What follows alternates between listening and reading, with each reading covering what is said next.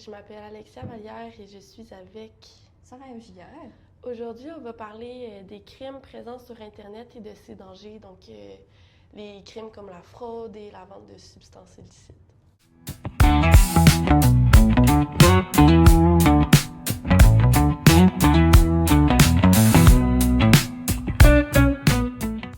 On va commencer par définir c'est quoi la cybercriminalité. Donc, vous avez sûrement déjà entendu parler de cybercriminalité. C'est un terme de plus en plus commun avec l'arrivée de l'Internet et des nouvelles technologies. Mais les experts ne s'entendent pas nécessairement sur une définition à proprement parler de la cybercriminalité. Souvent, les experts s'entendent pour dire que le terme cyber fait référence à l'informatique et le terme criminalité fait référence aux criminalités. Donc, c'est pour ça que ces deux mots ont été jumelés ensemble. Les cybercriminels ont de plus en plus de facilité à accéder aux informations personnelles de groupes de personnes à cause du développement des réseaux de communication qui va, dans le fond, rassembler toutes les données personnelles des personnes aux mêmes endroits. En plus de ça, il y a la télécommunication, qui est un moyen de communication à distance qui permet d'avoir accès plus facilement aux autres cultures, aux autres données de partout dans le monde, qui va venir aussi faciliter la cybercriminalité et l'accès aux informations pour les cybercriminels de partout dans le monde. Une fois que les cybercriminels vont avoir regroupé ces données-là, ils vont les mettre dans ce qu'on appelle le cyberspace, qui est dans le fond un réseau où est-ce que tu vas avoir vraiment toutes les données des personnes puis que tu peux venir piocher à l'intérieur. Fait que dans le fond, tu viens partager les informations personnelles des personnes, puis ils vont toutes être regroupées sur le même serveur. En fait, le cyberspace, c'est décrit un peu comme un lieu sans mur, comme la réalité virtuelle. Quand tu dis qu'il compare ça à une réalité virtuelle, est-ce que tu le dis dans un sens que dans cet univers-là, tout le monde a un dossier qui est l'ensemble, mais un regroupement de tout ce qu'ils ont en ligne? Oui, c'est exactement ça. C'est comme un dossier de chaque individu, là. Ok, parfait. Il y a aussi un autre terme qui est souvent utilisé dans la cybercriminalité, c'est la cyberintrusion. En fait, la cyberintrusion, c'est le fait d'accéder aux informations sans avoir obtenu l'autorisation pour voler des informations confidentielles ou bien d'interrompre l'accès à certains sites. Donc, tu sais, souvent quand ils vont aller chercher des données dans des entreprises ou quand ils vont justement hacker un site web pour pouvoir après obtenir les informations des personnes qui y ont accès. Puis, dans le fond, tout ça entraîne plusieurs types de cybercriminalité.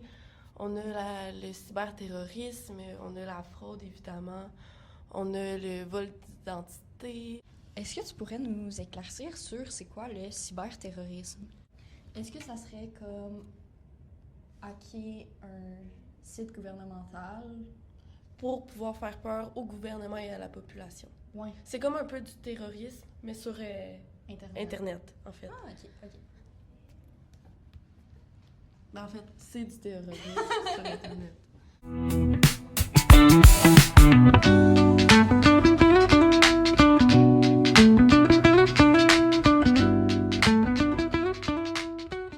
Un mot qu'on entend souvent en parlant de cybercriminalité, c'est le dark web. On entend souvent dire ce mot-là sans vraiment savoir c'est quoi que ça veut dire en tant que tel. Quand vous allez sur vos navigateurs comme Google Chrome, Internet Explorer, Firefox, vous êtes sur ce qu'on appelle le web de surface. Donc, si vous tapez quelque chose dans la barre de recherche, vous allez tomber sur plein de sites web. Ça, c'est le web de surface. C'est facilement accessible pour tout le monde. Cette partie du web représente seulement 5% de ce qui est sur Internet. Une autre partie, ça va être les sites web qui vont avoir besoin d'un lien précis que tu ne vas pas juste pouvoir rechercher sur ton navigateur et tomber dessus. Des fois, ça peut être des pages gouvernementales qui sont un peu plus privées, qu'ils ne veulent pas que n'importe qui tombe dessus. Une autre partie, ça va être les comptes en banque qui vont être associés à un mot de passe et un utilisateur. Donc, tu peux pas juste arriver sur un site de la banque et rentrer dans le compte bancaire de n'importe qui. Mais ce compte bancaire-là est quand même sur Internet. Une autre grande partie est évidemment sur le Dark Web. Bien sûr, le Dark Web n'est pas accessible sur un navigateur normal. En fait, ça prend un navigateur précis qui va venir cacher ton adresse IP. Une adresse IP, ça a comme information ta localisation. Donc, c'est aussi pour ça que les activités illégales se retrouvent principalement sur ça, puisque les gens sont moins retraçables. Tomber sur un navigateur qui te donne accès au Dark Web, c'est très facile. Une simple recherche Google et tu peux tomber dessus et être capable de le télécharger sur un ordinateur quelconque. Toi, as-tu déjà essayé d'aller sur le Dark Web? Non, parce que bien que le Dark Web est plus sécure que le web traditionnel, les personnes avec de mauvaises intentions peuvent facilement venir retracer ton adresse IP malgré qu'elle soit cachée. Donc, la plupart des personnes qui vont aller sur le Dark Web, ils sont conseillés d'avoir un VPN en plus. Puis même à ça, ça t'assure pas une sécurité 100%. OK. Le Dark Web a souvent des connotations avec des activités illégales, mais malgré tout ça, c'est complètement légal d'y accéder. Puisque sur certains continents, le gouvernement impose des restrictions sur ce que la population peut aller chercher sur le web. Donc, ces navigateurs-là, puisqu'ils cachent l'adresse IP, ça va venir enlever la restriction et ils vont pouvoir avoir un plus grand accès à l'Internet.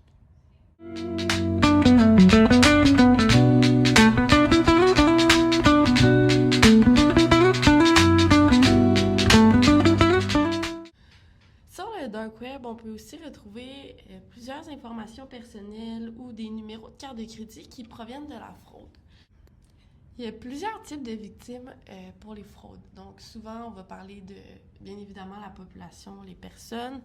On parle aussi des entreprises et de l'État. Fait que ça, c'est les principaux types de victimes. Quand on parle de fraude, est-ce qu'il y a une population plus ciblée par les fraudeurs? C'est sûr que ça va vraiment dépendre, en fait, parce que les fraudeurs, ils vont souvent aller vers les personnes qui ont mis le plus d'informations sur Internet. Fait que, tu sais, les plus jeunes qui ont vraiment, tu sais, toute leur vie exposée sur les réseaux sociaux, qui partagent tout. Tu sais, souvent sur Instagram, tu peux mettre, exemple, la localisation de où est-ce que tu as pris ton post. Fait que, tu sais, les personnes peuvent avoir accès facilement, mais les fraudeurs peuvent avoir accès facilement à des informations à cause que les plus jeunes ont tendance à exposer plus leur vie sur les réseaux sociaux, même si notre génération, on est plus informés et mis en garde face aux fraudeurs.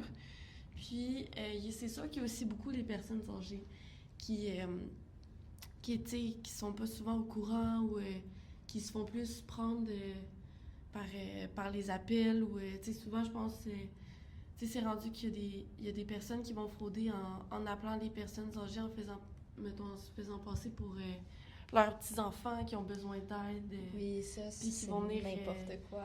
Ils vont venir, après ça, les frauder, leur voler de l'argent avec ça. Fait que, tu sais, souvent, le vol d'identité, ça va être plus les jeunes. Ah, OK. Puis les fraudes carte de crédit. plus les plus vieilles personnes. Ah, OK. Fait que, tu sais, c'est ça. Du moment que tu touches à Internet, t'es automatiquement mise en danger.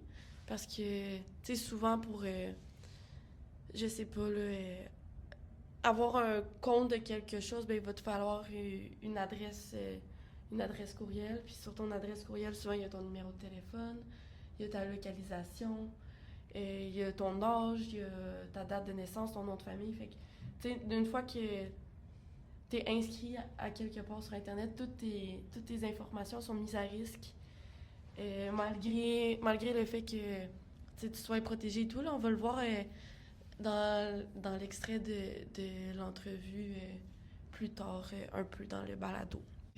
Pour en revenir au type de victimes, il y a plusieurs entreprises aussi qui sont touchées par les fraudes. En 2004, il y a eu un sondage annuel concernant les fraudes pour les entreprises. Et sur les 269 compagnies ayant répondu, il y avait un total de 7 millions de dollars américains cumulés qui avaient été volés. Donc, que les 269 compagnies ensemble avaient perdu. On peut quand même s'entendre sur le fait que ça soit un bon montant d'argent, là. Puis, ben, vu que, tu sais, évidemment, nous, on est une société plus capitaliste, ben, ça fait que ces pertes d'argent-là, ils ont un gros impact sur notre économie. Puis aussi, c'est une des motivations, là, de faire de la fraude. Oui, le capitalisme, évidemment. Souvent, quand on parle de fraude, on parle aussi d'atteinte aux personnes parce que bien souvent, les victimes sont victimes d'escroqueries. Il peut y avoir aussi des fois des fraudes par intimidation. Fait que, tu sais, des personnes qui se font forcer à donner de l'argent. Tu sais, si tu me vires pas ce montant-là, ben je vais publier des photos de toi ou tu sais, ce type de fraude-là aussi. Et on parle de diffamation, de vol, bien évidemment. Tu sais, on parle aussi de la destruction des valeurs. Quand tu te fais voler ton identité, souvent la personne qui va prendre ton identité, qui va se faire passer pour toi, peut inculquer des valeurs que tu n'as pas, puis te faire passer pour une personne que tu n'es pas aussi. Ouais, ça peut aussi vraiment entraîner des problèmes. Là. Exemple, qui te font une fois une nouvelle carte de crédit, puis mettre le score de crédit complètement à terre. Ouais, c'est ça. Ça te ruine des opportunités. C'est ça. Tu sais, justement, ça a une atteinte évidemment à la vie professionnelle. Tu sais, oui. Si tu veux acheter une maison aussi. Ouais. Ils peuvent aussi installer des virus sur ton ordinateur, sur ton téléphone. Des fois, tu peux te faire aussi filmer justement à ton insu pour après ça te faire dire qu'ils ont des vidéos de toi puis qu'ils peuvent les poster si tu leur donnes pas l'argent. Fait que ça a quand même des bonnes atteintes à ta vie, là. Pour ce qui est des entreprises, ici, j'ai un exemple. Aux États-Unis, il y a 3 hommes qui ont piraté le système informatique d'une chaîne de restaurants. Puis, dans le fond, leur but était de voler les informations des cartes de crédit. Ils se sont introduits dans 3 restaurants différents de la chaîne. Puis, au total, ils ont eu, pour 5000 cartes, ça leur a donné environ 600 000 $ de pertes. Fait que les victimes, sur les 5000 cartes de crédit, ils ont perdu ensemble environ 600 000 $. Fait que c'est quand même... c'est beaucoup. C'est quand même beaucoup, là. Puis, ben, comme on a parlé plus tantôt, il y a aussi les atteintes aux États, donc avec le cyberterrorisme, puis la cyberguerre. Qui ressemble au cyberterrorisme, qui va être de venir espionner ou détruire les systèmes d'un adversaire. Fait qu'exemple, qu'une compagnie va venir engager quelqu'un pour venir espionner l'autre compagnie, puis pour après ça avoir des informations pour être capable d'en venir à la perte d'une compagnie, de la compagnie adversaire. Fait que pour vraiment, tu sais, voir que même si on est protégé nécessairement, tu sais, même si on est protégé, même si on s'est déjà fait hacker, ben on n'est pas nécessairement à l'abri de se refaire hacker, même si on prend des précautions. On va vous faire écouter un extrait du documentaire Consommateur averti n'est pas à l'abri de la facture sur Radio-Canada. Pilote d'avion qui a l'habitude d'être en contrôle. Mais à l'hiver 2025, il perd ses repères après un clic sur une publicité Facebook vantant les performances d'un robot investisseur de crypto-monnaie.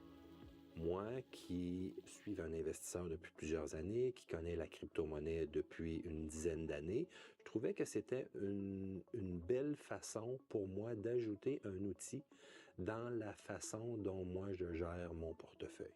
L'outil, moi, ça m'a fait oublier tout ce que je savais sur les risques. Il paie 365 $ pour le robot virtuel qui est en fait une application. Quelques heures plus tard, un conseiller financier le contacte.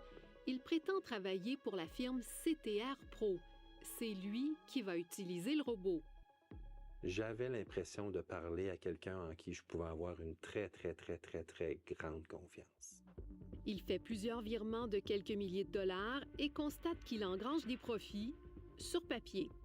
C'est une belle sensation de voir ça s'accumuler. On se convainc finalement que c'est légitime. En un mois, il confie à son conseiller environ 100 000 $. J'avais souvent des doutes, mais ça allait quand même bien. Dans les dernières semaines, on avait commencé à me dire qu'il allait avoir des changements puis que j'étais considéré comme un de leurs clients VIP. Mais pour être un vrai client VIP, il doit investir au moins 200 000 $ de plus. Devant son refus, le ton monte. On m'a même dit à un moment donné, mais t'as pas le choix.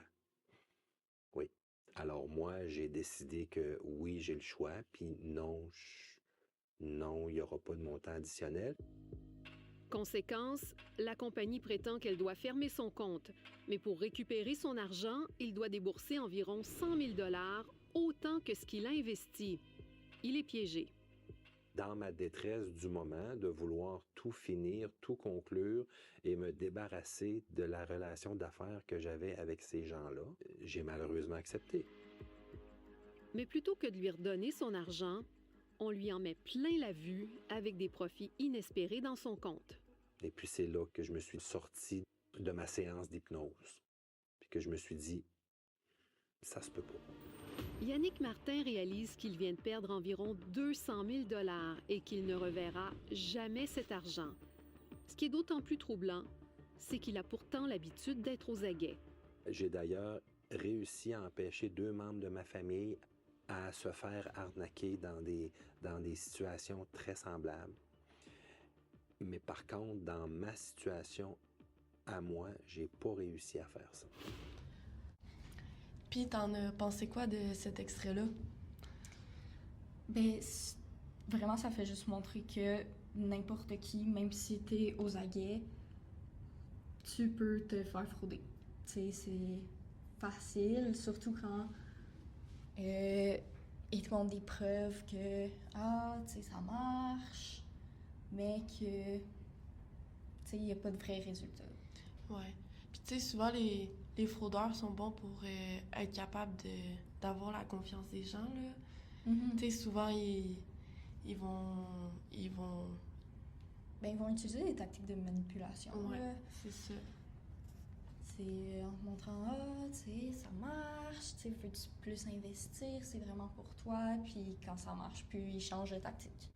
Puis, ben là, tu sais, on l'entend un peu plus tard dans l'extrait qu'on n'a pas mis dans le balado, mais le monsieur, il reçoit un appel du fraudeur, justement, puis on entend le fraudeur être agressif, plus avec l'homme, tu sais, lui dire qu'il est stupide et tout. Vu que les personnes plus jeunes sont plus susceptibles à avoir une plus grande utilisation d'Internet, puis une plus grande confiance aussi envers tout ce qui est réseaux sociaux, tout ce qui est donner ses données à Internet, parce que ben ils ont grandi là-dedans, ben le gouvernement du Canada poste assez régulièrement quand même des chansons contre la cybercriminalité qui peuvent être intéressantes à montrer aux plus jeunes ou même aux plus vieux pour savoir comment mieux se protéger des fraudeurs.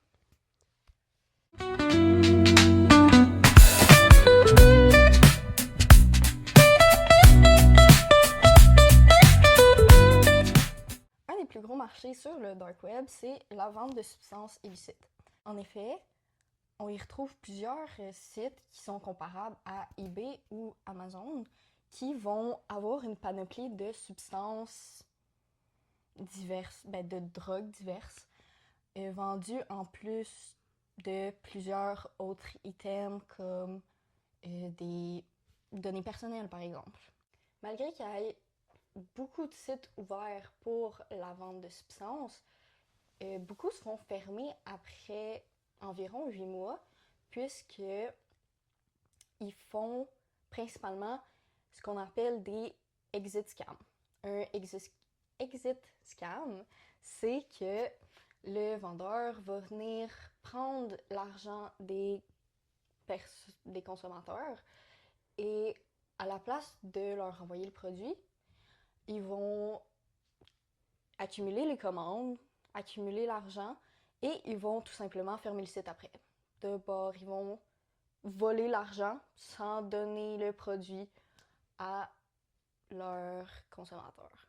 Alors, les autres raisons pour qu'un site ferme, ça c'est notamment le piratage ou alors qu'il y a une perte d'anonymité sur le site. Donc, si les consommateurs achètent un bien, leurs informations vont être facilement accessibles, alors que les autorités ont pris l'accès du site et l'ont fermé. Une autre cause assez répandue, c'est un voluntary exit.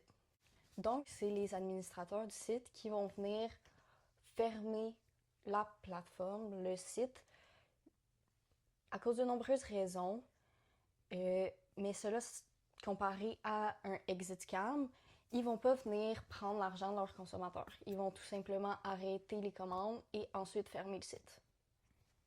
Fait que, dans le fond, les voluntary exit, eux, ils vont donner les commandes aux clients, Oui, c'est contrairement ça. à l'autre. Oui, c'est ça. Eux, ils vont accepter les dernières commandes, puis après ça, ils vont changer le site pour dire que le site va fermer, mais donnant pas accès aux personnes à acheter, donc ne les fraudant pas. Puis moi, je me demandais, là, pourquoi est-ce que les clients se tournent plus sur l'achat de drogue en ligne plutôt qu'en vrai? En gros, en ligne, il y a une plus grande variété, donc ça donne plus un choix aux utilisateurs comparé à en acheter dans la rue où que des fois les quantités sont limitées. Et également, c'est facile d'y accéder. En plus que la plupart, tu sais, il y a eu des tests sur les substances achetées en ligne. Puis pour la plupart, tu sais, ils étaient très purs. Tu sais, c'était de la bonne qualité. Contrairement à celles dans Oui, les rues c'est plus, là. ça. De base, c'est encourageant de savoir que oui, tu l'achètes en ligne, mais c'est mieux que celle que tu achèterais dans la rue. Ok. Malheureusement, depuis quelques temps, on voit une hausse de ventes en ligne et c'est même rendu sur des publicités Facebook qu'on va on va entendre des détails avec l'extrait du balado Ça s'explique, intitulé Acheter de la cocaïne sur Internet et se la faire livrer un jeune enfant. Donc, pour ce qui est de John, il a commencé à voir des publicités de cocaïne apparaître. Et c'est des publicités qui sont très explicites, hein. On voit vraiment la substance, la cocaïne, la roche de cocaïne.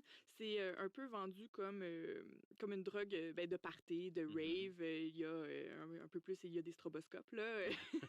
C'est vraiment, on vante une drogue de consommation de tous les jours dans les publicités sur Et Facebook. c'est très léché, c'est très professionnel, d'après ce que j'ai pu voir brièvement. Là. C'est très léché, en effet. Ça paraît presque légal.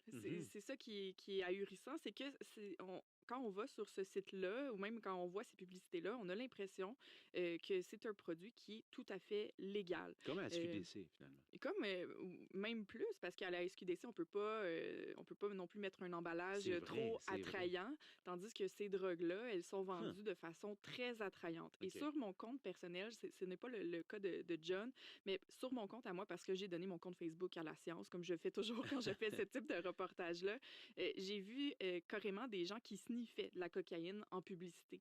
Donc, ça Voyons peut être donc. très explicite comme type de publicité. Oui, et très difficile pour des personnes comme John qui tentent de se débarrasser de leur dépendance. Et ça peut tenter des personnes qui, malheureusement, peuvent basculer dans ce type de consommation. Mais on y revient, là, toute la valeur journalistique de cette histoire-là, Stéphanie, dépend de ce que contiennent réellement ces substances vendues et expédiées. Comment tu as fait pour savoir s'il s'agissait bel et bien de cocaïne réelle? Donc, aussitôt que John a reçu son colis, il a alerté la facture. Donc, on s'est rendu chez John, on a pu récupérer avec lui le colis. Euh, il fallait que le colis reste scellé jusqu'au dernier moment pour s'assurer qu'il n'y ait pas de contamination ou quoi que ce soit de la substance. On s'est rendu dans un centre de test de substances. C'est un centre qui a plusieurs autres services comme injection supervisée, ce genre de choses. Puis, il fallait absolument qu'on teste à savoir si c'était bel et bien de la cocaïne, parce que s'il s'avère que c'est une arnaque, que c'est Ben oui, juste de la farine, par exemple, il n'y a pas vraiment d'histoire. c'est ça. Donc, c'était important pour nous de confirmer qu'il s'agissait bel et bien de la substance qu'il avait commandée. Et bon, ces tests-là qu'on fait dans un centre de test de substances, ça a plusieurs limites. Une d'entre elles, c'est que on ne peut pas savoir les concentrations en bas de 5% pour un produit. Donc, le spectromètre, là, qui est l'outil qu'on utilise pour valider une substance, a détecté à plus de 5% de concentration de la cocaïne. Donc, à ce moment-là, on a eu un moment dans l'équipe, OK, on a été en mesure, en fait, John a été en mesure d'acheter de la cocaïne La par vraie. carte de crédit sur le web ouvert, reçu par Post Canada, hein, parce que c'est ça aussi l'insulte à l'injure dans cette histoire-là. Donc, il y a eu ce moment-là, puis, donc, mais on ne sait pas s'il y a, par exemple, 10 substances à 4% de concentration. Ça pourrait être coupé avec d'autres choses. Parfois des substances dangereuses. Parfois des substances dangereuses. On a quand même fait un test de bandelette à savoir s'il y avait du fentanyl dans la substance. Qu'est-ce que ça donnait? Il n'y en avait pas, c'est ça. Alors, qu'est-ce que t'en as pensé de cette nouvelle façon de vendre? Ah ben, j'ai trouvé ça fou, là, tu sais, de savoir qu'il y avait des publicités de cocaïne sur Facebook, puis, tu sais, que c'est mis beau un peu, là, tu sais, avec des beaux emballages, que, tu sais, on voit des personnes en sniffer comme si c'était normal de voir ça tous les jours, comme si c'était pas très explicite et très illégal. Littéralement. Oui, c'est ça, très illégal. Puis que, tu sais, ouais, mais là, ça, tu sais, je trouve aussi que ça peut influencer justement le monde à aller consommer plus parce que, mais tu sais, c'est mis vraiment à vue du public, là. C'est plus caché comme dans les rues ou dans les appartements, oui. Ben, en gros, c'est ça. Là, il y a une partie qui manque, mais en gros, la personne dont il parle, c'est un monsieur qui s'appelle John. John, il avait arrêté de consommer, puis ces publicités-là, ils l'ont fait recommencer à consommer. Ouais. Puis c'est ça aussi qui est horrible, là. Tu sais, genre voir des publicités comme ça qui viennent te rappeler que, tu sais, genre c'était le fun consommer pendant que t'as arrêté, ça peut être dangereux. Oui, vraiment. Ouais, très. Ah, aussi, c'est encore en cours. Je sais pas, ça date de... C'est ça, le balado date du 10 janvier 2026 et c'est encore en cours. Ouais. C'est ça, la personne a dit qu'elle a contacté les autorités puis elle a contacté la GRC, ils disent qu'ils sont en train... Ils font leur possible, mais elle continue à avoir des publicités sur son Facebook de ça. Tu sais, c'est un peu Facebook le responsable, là. Ouais, Comment ouais. ça, il laisse passer ça? Puis en plus, comment ça, est-ce qu'on peut avoir accès à ça autant facilement? Ouais, c'est fou. C'est fou que ça soit mis au public comme ça, là. Oui, là, c'est plus caché Puis que sur ça le soit dark pas, web, tu là. sais, ça soit pas géré non plus, là. Non, c'est ça, tu sais, tu cliques dessus, tu cliques sur le lien, t'es arrivé sur une page bien banale du web, puis t'es capable d'en acheter Ouais, vite de même. ouais.